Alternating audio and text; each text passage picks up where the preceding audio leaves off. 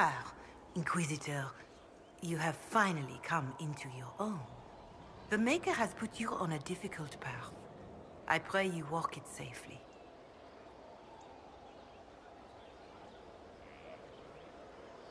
I remember our talk out there, before we found Skyhold.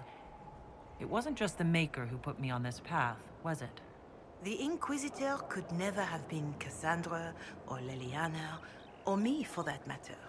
We are too political, too tied to the Chantry and all its failings. But I did not make you stand against Corypheus. I did not make you risk death to save the people of Haven. Only you could be the Inquisitor. I only pray the power of the Inquisition is enough. I'll do my best to earn this. You earned this in Haven. The Maker has chosen you to deliver us from Corypheus. You have the faith and support of everyone here. Never forget that. Now, was there anything else? Can you tell me anything about Corypheus? I know nothing of the man personally, but the Chant of Light speaks of what he claims to be. No matter their power, their triumphs, the mage lords of the winter were men and doomed to die. Then a voice whispered within their hearts, "Shall you surrender your power to time like the beasts of the fields? You are the lords of the earth. Go forth to claim the empty throne of heaven and be gods."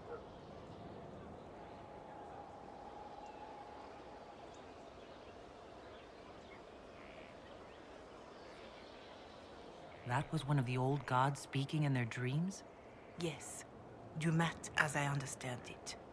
In secret, they worked magic upon magic. All their power and all their vanity they turned against the veil, until at last it gave way.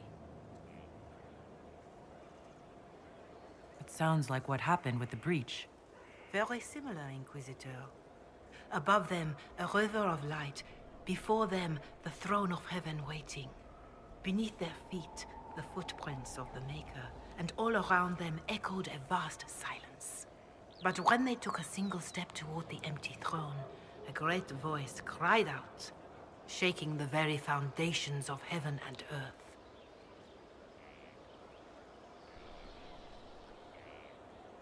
Corypheus said he found only chaos and corruption.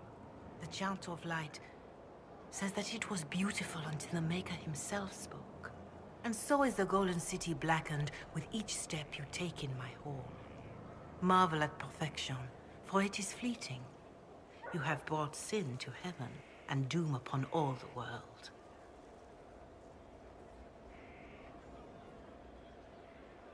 Corypheus seemed so certain that he heard nothing. He described it as dead whispers. Bitterness, perhaps? He paid a high price for his crime. Violently were they cast down, for no mortal may walk bodily in the realm of dreams, bearing the mark of their crime.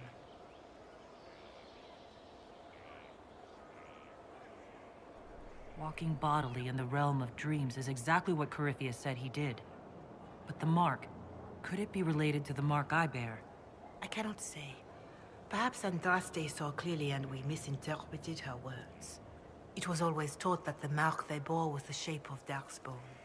Bodies so maimed and distorted that none should see them and know them for men. That is all I know of your adversary, Inquisitor.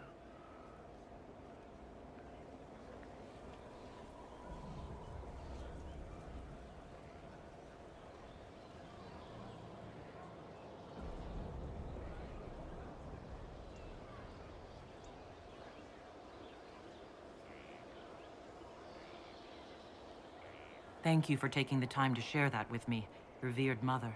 All faithful should recite the Chant of Light once a week. It would speak ill of me to fall behind. Take what the chant says, but do not be bound by it. A century from now, your own story may be another verse. And who knows how much truth it will hold. Still, I would trust these words over any spoken by Corypheus. I hope they help you.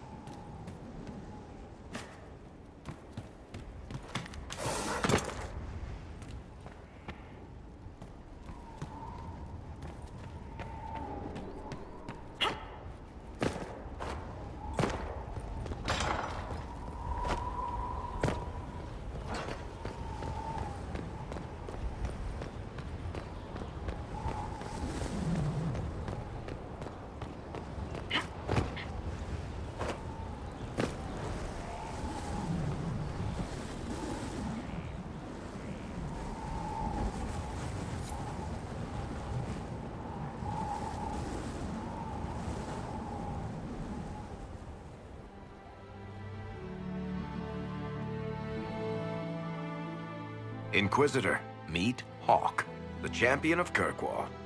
Though I don't use that title much anymore. Hawke, the Inquisitor. I figured you might have some friendly advice about Corypheus. You and I did fight him, after all.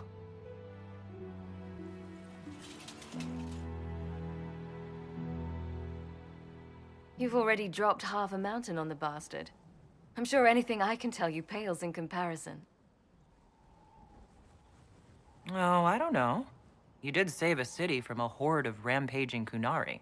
I don't see how that really applies. Or is there a horde of rampaging Qunari I don't know about? I am a horde of rampaging Qunari. So, then, what can I tell you? Varric said that you fought Corypheus before. Fought and killed. The Grey Wardens were holding him, and he somehow used his connection to the Darkspawn to influence them. Corypheus got into their heads, messed with their minds, turned them against each other. If the Wardens have disappeared, they could have fallen under his control again.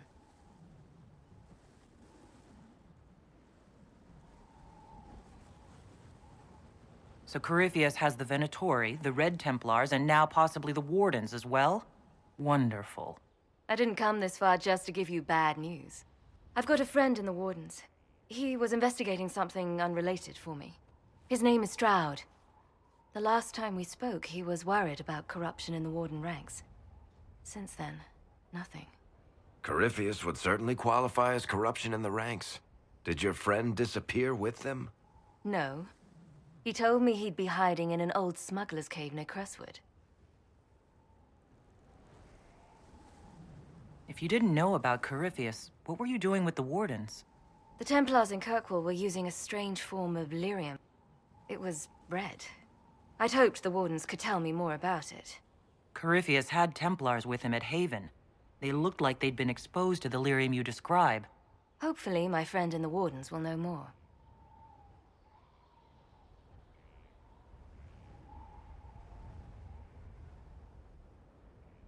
I'll take any lead I can get at the moment. Good. I'll do whatever I can to help. Corypheus is my responsibility. I thought I'd killed him before. This time I'll make sure of it. Inquisitor.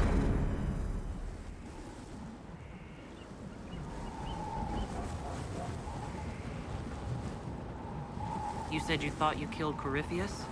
The Grey Wardens had him imprisoned. They used my father's blood in a ritual to seal Corypheus inside. But he could still reach out and influence the Warden's thoughts.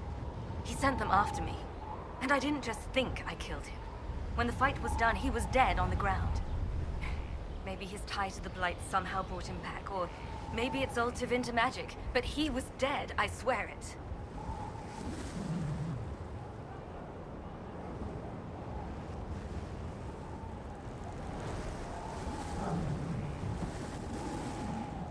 Where did you go after the mages rebelled? I heard the Chantry might be sending an exalted march to Kirkwall to put down the rebellion. We thought that leaving would save lives and force the Divine to divide her forces to hunt for us. But all the circles were rising up by then. We helped a lot of them take that final step.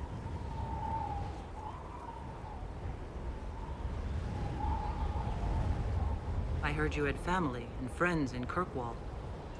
Where are they now? My brother's a Grey Warden. I had my friend Aveline take him as far from Orlais as possible. When all the Wardens started acting strangely, I had to keep my family safe. I'm never really happy leaving Anders alone. Once I realized Wardens were acting strangely, I had no choice. I've seen Corypheus affect Anders' mind before. If he was involved, I couldn't risk it happening again. I'd like to know more about Anders. What was he like? I don't know if there ever was just an Anders. There was a voice in him, driving him toward justice for the mages. So loud that it drowned everything out, even me.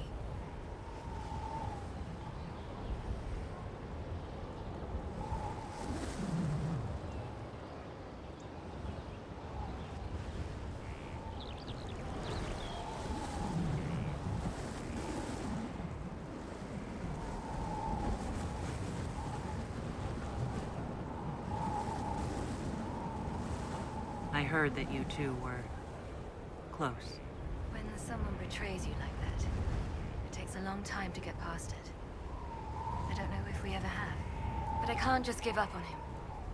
He'd be here now if it was anyone after me but the Wardens. Anders used to be a Grey Warden.